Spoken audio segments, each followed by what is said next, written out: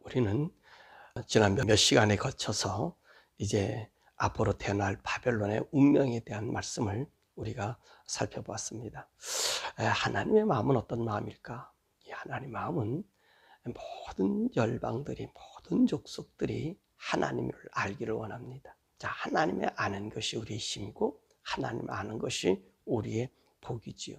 그래서 하나님께서는 그 뜻을 따라서 하나님을 그 한 나라들을 세우기도 하고 폐하기도 하지요. 더욱이 하나님께서 이제 이렇게 열왕들을 세우는 이유가 무엇이었었죠? 다름이 아니라 바로 이 이스라엘 나라가 하나님의 나라인 것을 보여주기 위함이었다 그랬습니다. 하나님께서 이스라엘 백성을 세우신 목적이 이 백성이 참 하나님, 창조주 하나님으로부터 하나님을 알게 하는 그 일들을 열방에 알려줘야 되는데, 이 사람들이 하나님을 등지고 세상과 동화되고 세상 것을 따르고 세상 우상이 들어오고 세상의 그 모든 제도를 하나님보다 우선시했단 말이지요. 그래서 하나님께서 너희가 나를 섬기라고 너희들을 선별해주고 선민으로 만들어줬는데 나를 떠나기 때문에 내가 너희들을 종으로 팔겠다. 그래서 옆에 나라들을, 열방들을 세웠지요. 아수르도 세우고, 그리고 이제 바벨론을 이제 세울 차례예요. 그렇게 이야기하면서 궁극적으로는 하나님의 백성들이 돌아오기를 원했잖아요. 또 하나님 백성이 돌아오는 모습을 보고 열국이 여호와 하나님이 계시는구나, 이것을 알게 하였단 말이지요. 이 바벨론도 지금 앞으로 태어나지 않는 나라 아닙니까? 이게 두 가지 역할이지요. 하나는 이스라엘 백성들 회개해서 하나님이 너희들이 회개할 때 관계를 회복해 주신다는 것 하나와, 모든 열국 속에서 그 하나님 여호와 하나님을 알게 해서 그 모든 열국들이 하나님께 돌아오기를 원하는 겁니다. 그래서 하나님께서 그 앞일을 이야기해 주는 거예요. 그래서 두 가지 경고, 이스라엘 사람들은 하나님의 하나님 법과 다른 세력들은, 다른 나라들은 우리 우상을 버리고 하나님을 섬겨야 되겠다, 이런 마음을 갖게 하는 것입니다.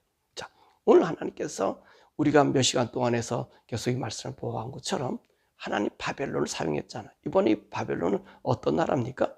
인근에 있는 옆에 나라가 아니라 멀리 있는 저 갈대아 지방에 있는 메소포타미아에 있는 지역의 그 나라잖아요. 그 나라는 지금 언제 왕국이 돼요? 지금 아수르가 지나고 바벨론의 왕국이 강성해지고, 그리고 파살한 나라가 세워지는 이 바벨론의 멸망을 이야기한단 말입니다. 이 금같은 바벨론 나라.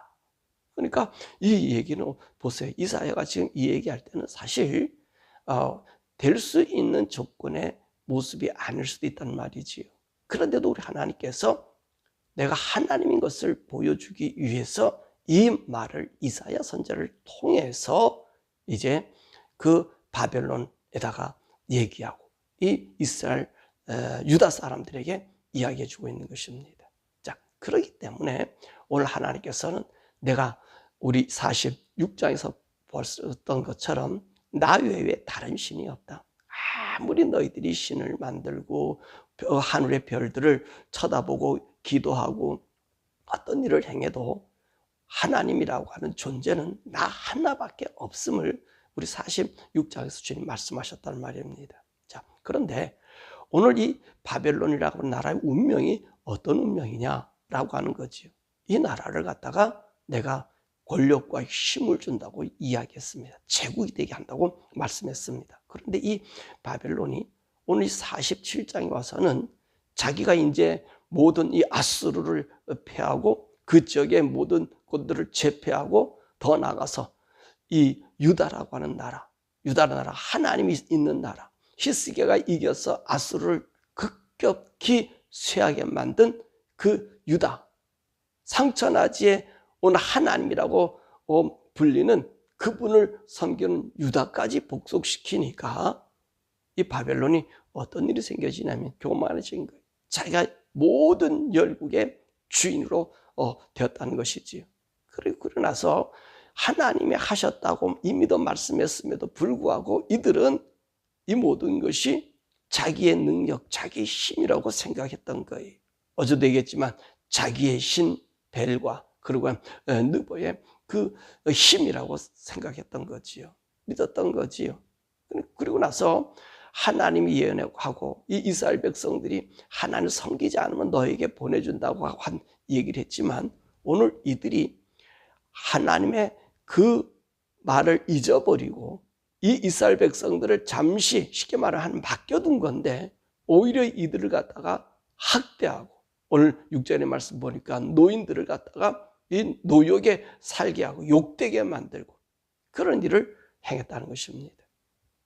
그러니까 하나님께서 이제 이 바벨론에게 멸망당하는 그 모습, 바벨론이 어떻게 될 것인가에 대한 이야기를 오늘 우리들에게 해주고 있습니다. 자, 그러면 이 바벨론이 멸망이 된 그 일들이 무엇일까라고 하는 것입니다.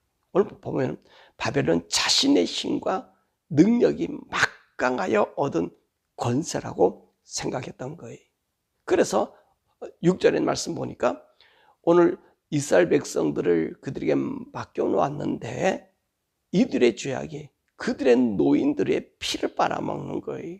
그 피를 빨아먹고 그 노역과 죽음을 학대해버린 것이 원인이 됐고요. 또 8절의 말씀 보니까 교만과 자기 자랑으로 말하기를 우리 세대는 이 바벨론 제국에는 앞으로 바벨론 제국을 도전할 그 어떤 세력도 없고 전쟁도 없을 것이고 또 우리나라는 고아나 가부가 다른 나라의 약탈에 의해서 없을 것으로 생각하고 자만했어요. 그럴 만도 한 것이 그들이 세운 그 성은 어느 누구도 여러분 무너뜨릴 수 있는 성이 아니거든요. 여리고 성도 그 당시에 무너뜨릴 수 없는 성이라고 얘기했는데 이 여리고 성은 이 바벨론 성에 비하면 아무것도 아닙니다. 아무것도 아닌 거예요. 그러니까 이들이 어떻게 했습니까? 그 막강한 자기 나라, 자기 바벨론을 강성하게 생각했던 거죠. 그래서 그들은요, 그 안에서 사치와 안일에 도취되면서 평안을 누리며 우리 민족은, 우리 바벨론은 결코 멸망하지 않는다. 우리 갈대아 사람들의 영광이요. 이런 찬양을 누리고 있었던 거죠. 그리고 자기들에게 다가올 그 종말도 하나님이 예언하셨잖아요. 이 말씀해 주셨잖아요. 이들이 몰랐겠습니까? 그 하나님께서 이사야 선지자를 통해서 이렇게 말씀하신 것이 분명히 들렸을 것 아니에요. 그럼에도 불구하고 이들은요, 하나님이 그들을 멸하는 이 운명에 대한 고레스가 와서 하루아침에 무너뜨릴 그 모습, 그걸 무시하는 거지요. 그죠? 고레스가 실질적으로 쳐들어와도 밑으로 내다보고 어떤 일이에요? 이 벨사살은 하나님의 성정 그 기병에다가 그 귀인들 1000명을 모아놓고 그 성전 기물에 술을 따라 먹다가 그날 밤에 다 죽잖아요. 우리 주님 하나님 말씀하셨잖아요. 너희들이 한날 밤에 그냥 멸망을 당한다라고 말한 겁니다. 그 종말도 무시해버렸어요. 이것은 그들은요, 오로지 10절에 보니까 자기들의 지혜, 지식이 자기들 것이냐, 온 세계 지혜와 지식, 모든 건 자기 있는 거랑 착각하고 뭐라 이게 나 외에 다른 이가 없다. 오늘 이들이요, 자신을 하나님의 반열 위에 올려놓는 어리석음에 빠졌다는 것입니다. 그래서 하나님께서 이 바벨론이 강력한, 그래서 금 같은 바벨론에 그러잖아요. 그 모든 이 바벨론을 하나님께서 멸망시켰다는 것입니다. 자, 그러면 이들이 자기들이 하나님이 없어도 이렇게 막강한 나라가 됐다라고 하는 것은 그 나라를 이끌었던 그 나라를 운영하는 사람들에게 조언을 주는 사람들, 묘사라고 그러잖아요. 이 사람들이 있었다는 거죠. 이들에게 깔렸던 사상은 바로 두 가지의 그들의 묘사가 있었습니다. 바로 주술과 주문이었고요. 그리고 점성술이. 이들에게는 점치는 줄 알고 쉽게 말하면 하늘을 보는 사람들이. 그래서 이 점성술은요, 하늘의 별을 보고 하늘을 살피고 그리고 초하룻 날에 나타나서 앞으로 한 달은 이런 일이 이 예고한 자들이지요. 이들이 별을 보고 하늘을 살피고 한 이유는 뭡니까? 이 지역이 이제 농사도 짓는 지역 아닙니까? 수메리인들의 그 농경법은 이 달에 의해서 섬겨지기 때문에 이들이 달신을 섬기거든요. 그러니까 이 달을 보면 달의 하늘의 전체를 관계하면 올해는 비가 많이 올 것이다, 적게 올 것이다. 이들이 아는 거예요. 이걸 본 거예요. 그러니까 이들의 그 하늘의 별들 보고 이야기하니까 여러분 어때요? 농사 짓는 일에 대비할 수 있고 그 비의 양을 그들이 알 수 있잖아요. 그런 일을 한 거예요. 그러니까 이 점성가들의 이야기가 틀린 게 아니에요. 이 사람들도 그렇잖아요. 우리 하나님께서도 이들을 사용하셨잖아요. 예수님이 나타나셨을 때 바로 이 갈대아의 점성가들에 의해서 동방박사들이 와서 주님께 경배했단 말이에요. 이들이 이거를 의지한 거예요. 자, 그런데 보세요. 이 하늘의 별의 움직임이나 이 모든 것을 누가 창조하고 만드셨어요? 하나님 만드셨단 말이에요. 근데 이 친구들은 이것을 갖다가 하나님이 만들었고 쉽게 말하면 이스라엘 나라의 창조의 역사, 그 하나님 역사를 이들이 몰랐겠습니까? 알았단 말입니다. 그런데 이들은 이걸 무시한 거예요. 하나님의 그보다는 그 쉽게 말하면 자연을 의지한 거지요. 자연을. 자연하는 자연의 주관자인 하나님을 본 게 아니라 자연의 현상을 보고 그 일들을 알려주는 이 점성술과 이 점쟁이들의 주술 주문을 가지고 이들이 살았다는 것입니다. 여러분, 이게 참 재밌는 게요. 이 주문이나 주술, 이 관상 이런 것들 이 점쟁이들 보면 참 재밌어요. 참 재밌어요. 이 과거 일들은 그래도 좀 마치더라고요. 우리의 앞날에 예지하고 나타나는 거 어쩌다가 맞는 거지. 모든 것 주관한 것은 하나님이. 우리 관상이나 뭐나 이거 다 이게 누구죠? 나타나는 현상이지만 통계지만 여러분 그 통계를 넘어서 주장하신 분이 하나님이 별들을 만드시고 운행하신 분이 하나님이셔요. 근데 현상을 보고 연구한 그 밑에 사람들 맞지도 않는 그 현상에 그 자연주의자들 자연의 어떤 힘, 능력 이걸 믿는 자들에 의해서 오늘 이 바벨론은 자기들의 강성함이 거기에 있는 줄 알았다는 것입니다. 그래서 그들 사람들의 말을 듣고 따라가다 보니까 결론적으로는 그 바벨론이 멸망의 운명이 된다는 것입니다. 그래서 이 바벨론은 어떤 운명으로 처해질까? 5절의 말씀 보니까 보좌에 앉았던 그들이 티끌로 내려오게 되고요. 여주인의 자리에서 노예 자리로 떨어지고요.